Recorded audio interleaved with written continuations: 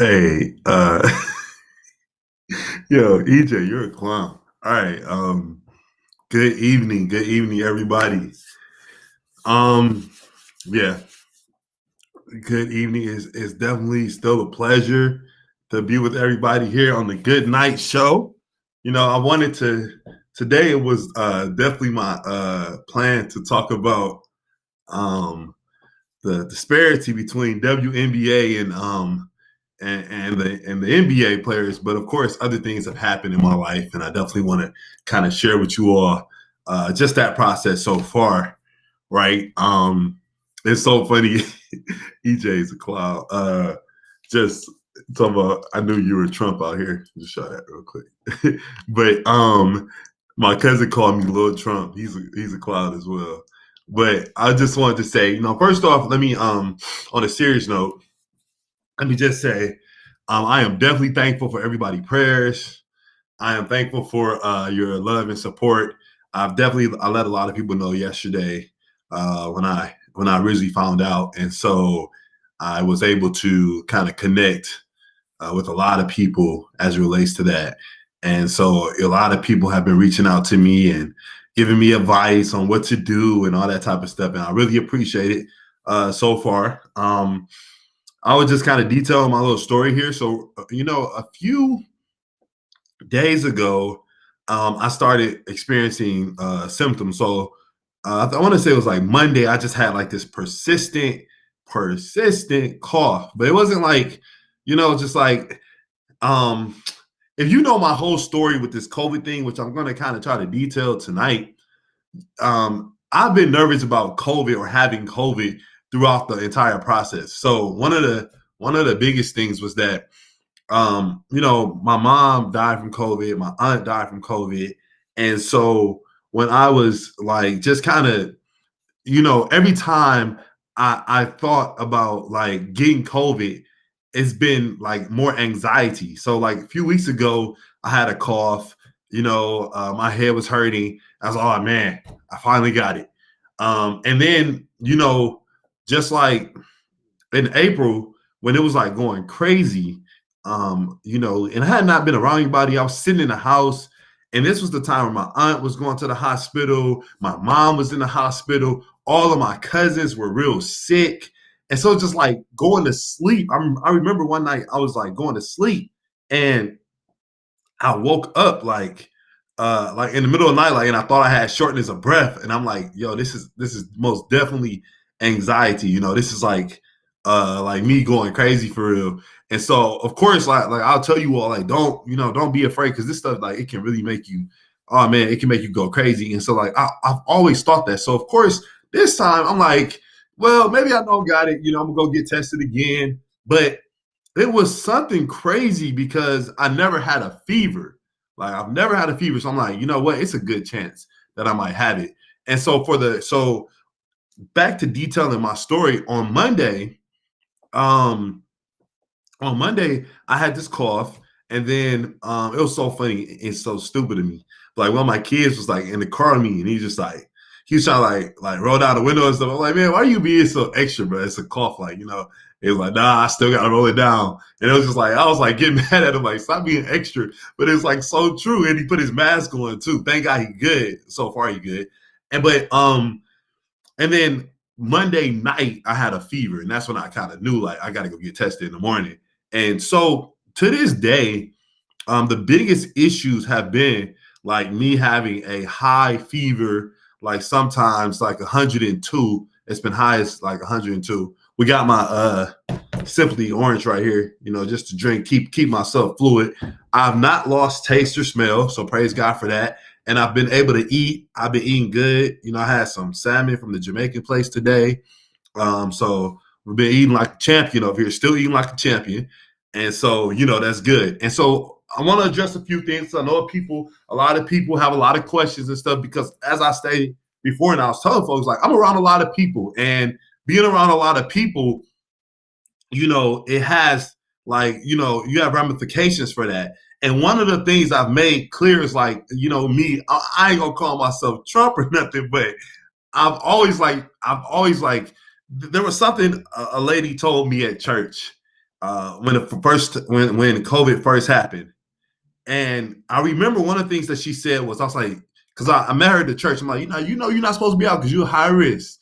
And she was like, and her high risk is like she has like stage 4 cancer, but she been going strong. Like she ain't had, it's like she ain't even got stage 4 cancer for real because she had it like 8 years ago. She got diagnosed with stage 4 cancer. But I remember she told me something that stuck with me throughout this process. And she was like, what God has for you is for you. So let me tell y'all something. Like, don't be like shook up and like you can't do this, you can't do that. Of course, be cautious. Of course, wear your mask. I'm a big component of masks now, but wear your mask. But again, what God has for you is for you. That's what she told me, and I respect that for sure. Because, like, honestly, a lot of people that they've got nervous, and people are getting it. And as is stated, like the cases are going up, so you kind of need to be even more cautious now about what you're doing. And so one of the things that I have done over this time is that I've continued to do my mentor program throughout this COVID process, not since I got diagnosed with COVID, but I'm saying I've continued to do it throughout since it began, because of course, like a lot of kids be on the streets, a lot of kids like do a lot of dumb stuff. And so we've been trying to like give them a place to go. And so, a lot of people have been like questioning, like, you shouldn't be doing that. And I always try to explain to people, like, like these young people always need a place to go, and if not, they'll find other things to do. So we've been trying to do that in a safe, responsible way. And most of the kids that come to our program, they come consistently. So it's not like we get a group of kids, it's a different group of kids. Like most of the kids that come to the program, they come out on a consistent basis, maybe 3 times out the week. And so we have definitely notified all their parents and notified them, like, you should get tested if you've been around me in the last few weeks or so. But that brings me to like just this whole story. Like COVID has been devastating for me and my family. People like, man, you should really be more. You should definitely be more serious because COVID has been it's been really devastating for your family and stuff like that. And like I go back to my original statement, like what God has for me is for me. And I'm not saying that I'm Teflon and all that type of stuff. But what I am saying is that I'm appreciative that God has blessed me so far and that things have not went as crazy, as it can be. Now, of course, you don't know how this goes. So far, like I said, my symptoms have been mild. So far, I've only had a fever. And if anybody got any suggestions for the fever, let me know, because it has been serious. Like that fever, like I've not been able to sleep, and a headache. I should say a headache too. So like last night, it was like really hard to sleep because like I was so hot and cold, kept going back and forth. So anybody got any suggestions for the fever, let me know for sure. I've taken Tylenol, I've taken vitamin C, I've done that type of stuff. The Tylenol does not seem like it has worked. And then today, so I had to go to the doctor today. So I tested positive yesterday at the urgent care. I got some ginger stuff from the Jamaican guy today too. It was more sweet. I don't know if it was the good stuff to get, but I did get some ginger stuff. But today, so I'm calling the doctor like, hey, I got COVID. And then so the lady tells me, we need you to come in. I'm like, you want me to come in? I got COVID. Like, what you gonna do? And of course, she's silly for real. Like, so she gonna tell me, yeah, we need you to come in. We need to check your breathing and all this type of stuff. And I'm like, I'm good. I just told you what my symptoms are. So clearly they did not alert everybody else. So I came in there, and I remember I was sitting in the room. I had to sit in the room for a long time. I was like really mad at that. Like, I'm a really impatient guy if you know me at all. So I had to sit in the room a long time. And then so the lady come in there and she's like, so what brings you in? So clearly they have not told people that I had COVID. I'm thinking they've already told people. See, this is how it's spreading. This is dumb, right? This is like really dumb. So anyhow, I get there, and so the lady asked me like, what brings you in? I'm like, yeah, I tested positive for COVID. It's a black lady, of course. She turned around like, what? And her mask wasn't all the way up. She had to pull her mask up. Bless her heart. Bless her heart.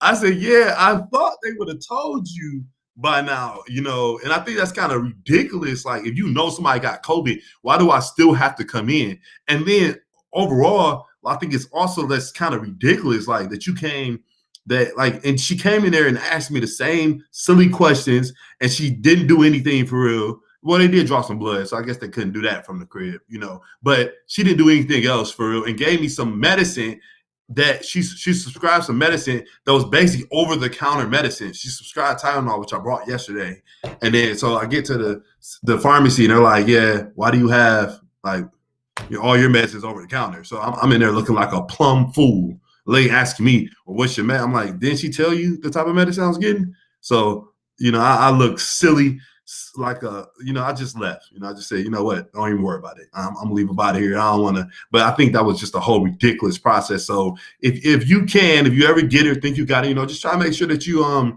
convince your doctor to do the virtual. Then the next one, she's like, "Oh yeah, we can do a virtual for the next one." I said, "Yeah, we should probably did it for this one too. You made me come out the crib for no reason, really. You really made a fool out of me, But we're gonna let that one go. But so over than that, I came back to the crib, and it's just really, really cold. So I'm hoping I get over that quick, and I'm hoping that the symptoms do not worsen, but it has been cold. So if y'all know, I see some people, they said some things about the fever. Somebody said, do contrast showers for fever, my friend COVID. Yeah, and do we also need to do what's the Trump said take? Hydrochloric, whatever that's called. Bless his heart. We need some of that, all the stuff he had for real to get me back and running, because I got to be back. I cannot be sitting down for too long. It's for me. I got ADHD, so I cannot really sit down for a long time. My boy said use bleach. Oh yeah, inject some bleach and tacos. So we dealing with some clowns right now. I do got some of that. I feel like I got some of that. And that's the craziest thing. Like I definitely keep. Y'all can't see it. I definitely keep some disinfectant wipes. Now the craziest thing though. So what y'all need to know about me is that I'm actually a pretty clean person. So even before, if you talk to the people that I used to work with, if you talk to like some of the people that I worked with before at my job, anytime somebody came in my office and coughed, and this was even way before COVID, I would spray my office down with Lysol for like 5 minutes. I don't care what it was. I'm like, nah, I'm not getting sick. I hate getting sick. I hate being down. So, and I always kept Clorox disinfectant wipes. So the craziest thing, even though I've ordered some more Clorox disinfectant wipes since this whole pandemic has started, do you know that I've already had like a crazy supply of Clorox wipes? I've already had a crazy supply of Lysol, so I didn't really have to buy none. But of course, like this guy said on the video. I remember when this pandemic first started, this guy was like, he was mad at the news station. He's like, it's you guys' fault that everybody's down here at the store all early and creating all this panic. And the guy's like, "You're here too, sir." He's like, "I'm here fighting the panic. I got to come down here and make sure they don't run out of stuff on me." So it's funny, like that whole issue. So yeah, and somebody said, see, the issue is the older and vulnerable individuals with the young people. I agree. Like, there's definitely a lot of people that are vulnerable to this pandemic. And that's why we definitely alert everybody about the situation, and I think like it goes back to the original conversation, working at a school and working into different, environments. It's kind of crazy because you don't know what to do. Like you don't know how to address, everything. And it can't be, let's go back and stay in the house all your life. You feel me? We got to get out there and try to do better. You feel me? So I'm definitely not, one of those people, but I do agree. You need to definitely be more careful when you're out there on these streets. I would be definitely. And so a few things I will leave you with is like, so one of the things that I thought about, like, the beginning of COVID, I was just listening to a song, and I'm a good preacher, good bishop, not self-proclaimed, but Call me Bishop if you need to. You feel me? We always got a word in our hearts for you. But one of the things, like, I was listening to a song and I wanted to play this song for y'all. It was a really good song. It kind of made me emotional thinking about like what we've been through, because you know, as I detail, like just talking about 2020, 2020 has been a year. Can somebody say like what? Like we rebuke the devil in the name of Jesus? Like 2020 has been a year for us. And and so one of the things that I remember just starting this year off and just seeing, like, for me, it has been well, for me personally, the original devastating, this was enough for the whole year, was Kobe Bryant, right? That was enough for the entire year. Come on, somebody. Like, literally, that's been enough. And then, the craziest part after that, I don't even really detail a lot of stuff that happens. I mean, I detail a lot of stuff, but not totally a lot of stuff that happened in my life. But, when Kobe Bryant died, a few weeks later, one of my mentees, one of my like original mentees, like when I was at in Birmingham, this kid, he was I loved being around him when I was in Birmingham. He was like so crazy, and like we always used to get into it because like he was crazy, I'm always crazy, but like he was a cool, great kid, and then he died in a motorcycle accident. And then I had surgery on my appendix. Like my appendix had to get removed, and I was in the hospital and I was sick. And what made me even more sick about that entire situation was that I had to watch Kobe Bryant's funeral, in the hospital room, which like, I couldn't even pay attention. I was all out of it, drugged up. And then the worst part about it was I couldn't attend. It was my whole goal to attend my mentee Brandon's funeral, and it was in Birmingham, Alabama. And, his mom texted me. She was like, one of your first mentees, like I know he was one of your first mentees. I just wanted to let you know he died. And it was just like, it just kind of broke my heart, seeing that.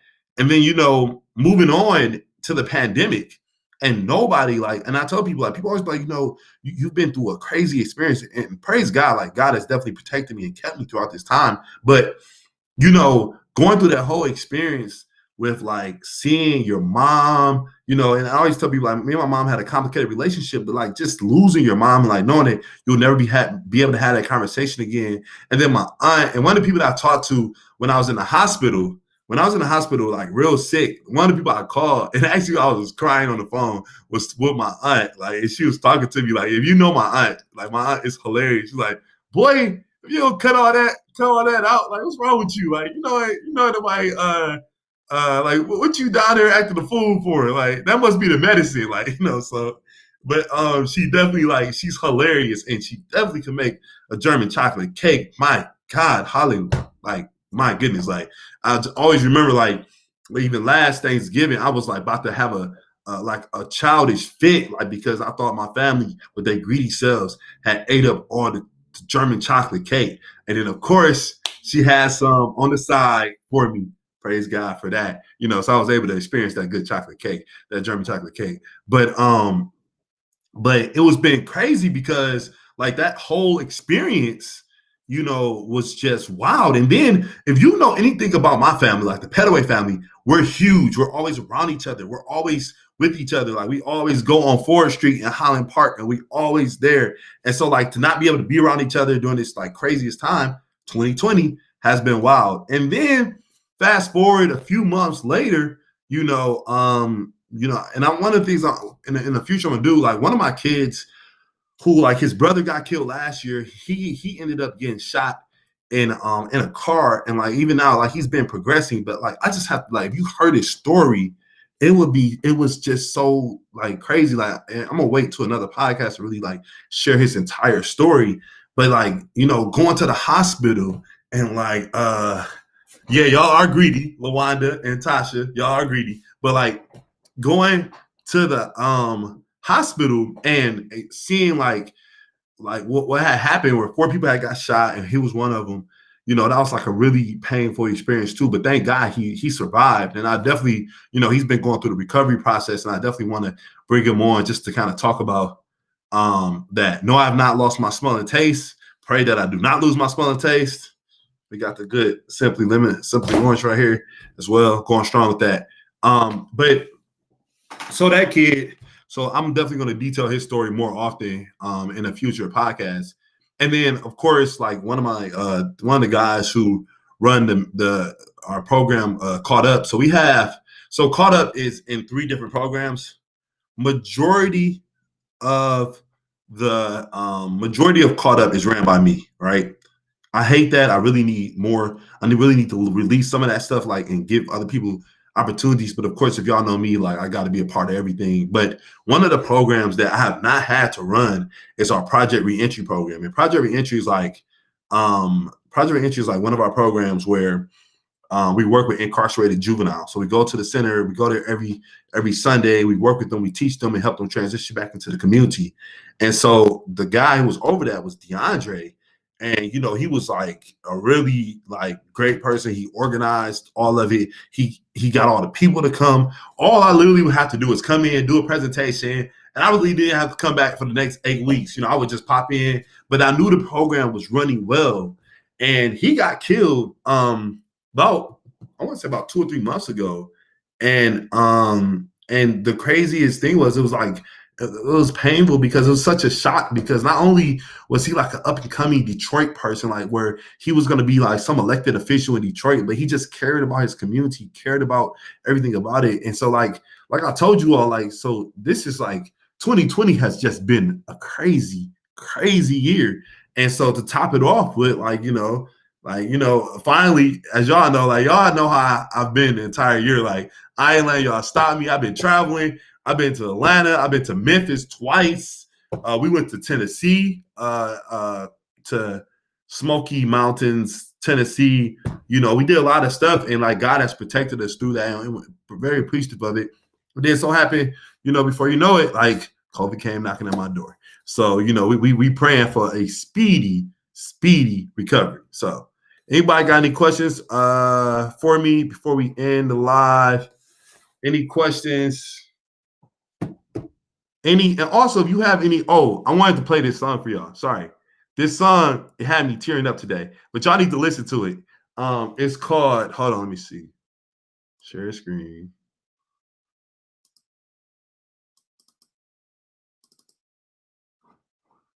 Let me see here. Listen to the song real quick. I'll play a little bit of it. It's a good song. Let me know if y'all can hear it. I'll answer the questions in a minute.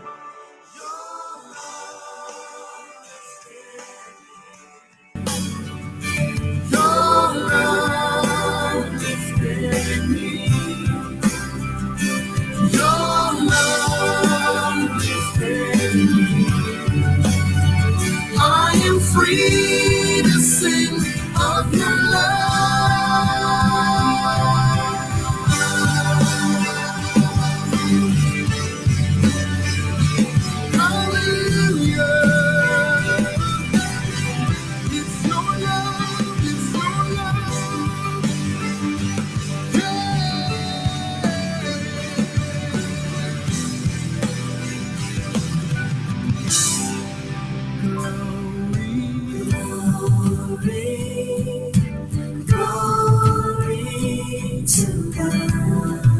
The highest,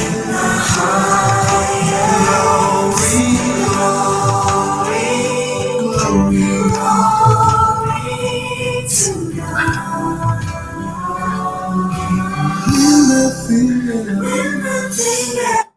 All right, they silly, Brittany and Jason. No, I'm not tearing up, but this has been emotional. I love that song. I listen to that song all day. So it says, how long do you have to quarantine? So one of the so the doctor, so I went and got the test yesterday, and they told me a few things. So it's definitely different than like the 14 days and all that type of stuff. She said go without symptoms for 3 days, come back and get retested, and you'll kind of go from there, right? So go without symptoms for 3 days.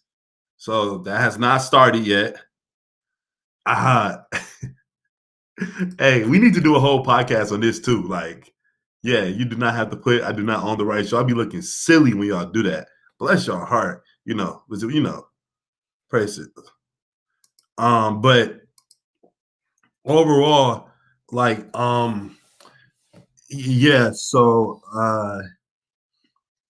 what was I about to say? Yeah, so you have to quarantine for the amount of time that you have symptoms for at least 3 days after you go back. She said get a test, and then you'll kind of go from there.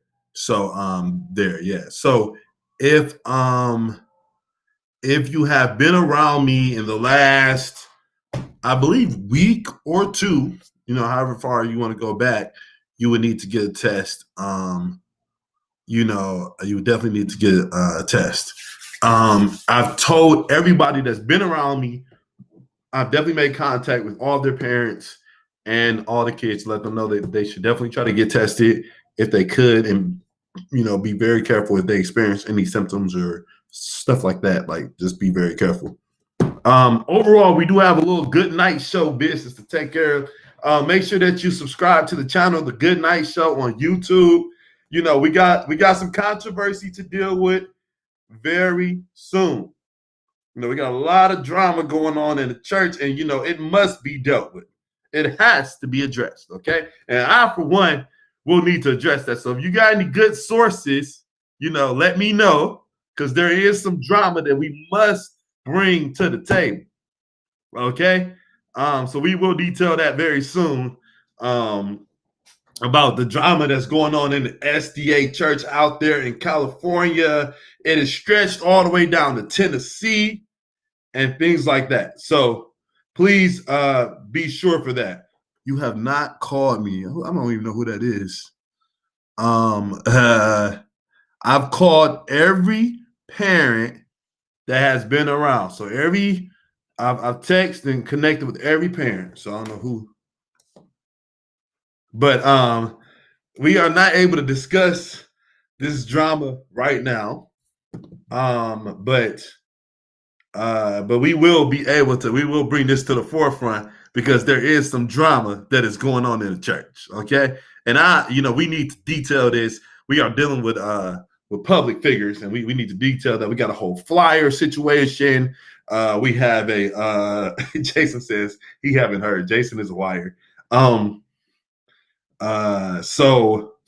But we definitely need to figure out what is happening as relates to the good church, the good saints. We've had a lot of resignations and people being fired.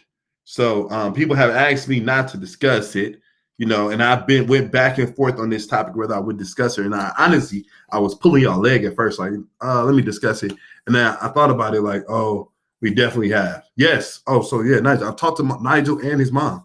So I don't know where that's coming from. I both spoke with his mom and Nigel. And he didn't go to school for that very reason today. So, so we do need to discuss that. We definitely need to discuss that for sure, about the entire situation. Yes. So you just found out on Facebook and we talked on. See, that's what I'm saying. Like, we haven't been around. So I don't know what you mean by that. I've not been around you in like 2 weeks. So I don't, you wouldn't have heard from me if I didn't hear from you. If I haven't, I talked to people that were immediate to me that were around me within the last week or two. But of course, I'm around a lot of people, and that's one of the reasons why I put it on Facebook. It's because I am around a lot of people, and I cannot remember everybody I'm around. Okay, I'm around everybody, a lot of different people every day. So church people as well. I went to church, different things like that. So like, I don't understand. So all right, but with that being said, we only have a minute left. Bless your heart, people. We definitely need to have a conversation. So if you have any information that you need to shoot to me, we do need to verify the information. So we just can't be putting anything out there because, we are not gossipers. We don't gossip, okay? So we definitely need to make sure that we put this information out there in a very respectful way. But the good saints do deserve to know that there has been some drama down there in the there has been drama down in California. There's been some drama in Tennessee, and we need to get everybody on the show, if y'all know anybody, to talk about the entanglements, okay? Because there's been a lot of entanglements. All right, now I'm just playing. I mean, I'm not playing, but I haven't decided whether or not I'm going to discuss that for real. But I do think that does deserve a good discussion about, the entire situation. And so, of course, we are very respectful of the people's families and what they're going through. And so we definitely are going to be respectful if we do touch this topic at all. But, I do think that it would be, it would do us a lot of justice to have a conversation, because there's been a lot going on. And, even just about the way the conference are moving around pastors and stuff like that. But for everybody, we can't get into all the details. We'll catch back up with you on Friday at 9 p.m. I'll let you know if we do that. Pray to God that I'm not in worse condition, but just definitely keep me in your prayers. If you wanna send some snacks or something, I'm all for snacks. I'm all for a good little allegedly. That's right, buddy. Allegedly, I'm all for snacks. I love salmon. So some good salmon and some rice. I just had this Jamaican salmon today. It was good. That brother know how to season that rice. My goodness. So always love that. What else? Yeah. But we're over our 30 minutes. Thank you all for joining on the Good Night Show. Bless your heart. We'll catch you soon.